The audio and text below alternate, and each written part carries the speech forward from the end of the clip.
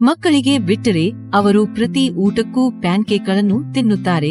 Slurp form pancake ಮಿಶ್ರಣಗಳು ಸಾಮಾನ್ಯ pancake ಮಿಶ್ರಣದಷ್ಟು ಸುಲಭ, ಆದರೆ ಮೈದಾ ಮತ್ತು ಸಂಸ್ಕರಿಸಿದ ಸಕ್ಕರೆಯಂತಹ ಯಾವುದೇ ಜಂಕ್ ಇಲ್ಲದೆ ಪರಿಪೂರ್ಣವಾದ ಪ್ಯಾನ್ಕೇಕ್ಗಳನ್ನು ತಯಾರಿಸಲು ಮಿಶ್ರಣದ ಅರ್ಧ ಪ್ಯಾಕೆಟ್ ಅನ್ನು 1 ಮೊಟ್ಟೆ ಮತ್ತು ಅರ್ಧ ಕಪ್ ಹಾಲಿನೊಂದಿಗೆ ಮಿಶ್ರಣ ಮಾಡಿ. ನೀವು ಮೊಟ್ಟೆಯ ಬದಲಿಗೆ 2 ಟೇಬಲ್ ಸ್ಪೂನ್ ಕರಗಿದ ಬೆಣ್ಣೆಯನ್ನು ಸೇರಿಸಬಹುದು. ಈ ರೀತಿ ಕಾಣುವವರೆಗೆ ಇದನ್ನು ನಯವಾದ ಬ್ಯಾಟರ್ ಆಗಿ ಚಾವಟಿ ಮಾಡಿ. ಈಗ ಬ್ಯಾಟರ್ ಅನ್ನು ಪಕ್ಕಕ್ಕೆ ಇರಿಸಿ ಮತ್ತು ಮಧ್ಯಮ ಶಾಖಕ್ಕೆ ಫ್ಲಾಟ್ ಪ್ಯಾನ್ ಅನ್ನು ಬೆಚ್ಚಗಾಗಿಸಿ. ಪ್ಯಾನ್ ತುಂಬಾ ಬಿಸಿಯಾಗಿರಬಾರದು ಅಥವಾ ತುಂಬಾ ತಂಪಾಗಿರಬಾರದು ಎಂಬುದನ್ನು ನೆನಪಿಡಿ. ಬಾಣಲೆಗೆ ಎಣ್ಣೆ ಅಥವಾ ಬೆಣ್ಣೆಯನ್ನು ಸೇರಿಸಿ.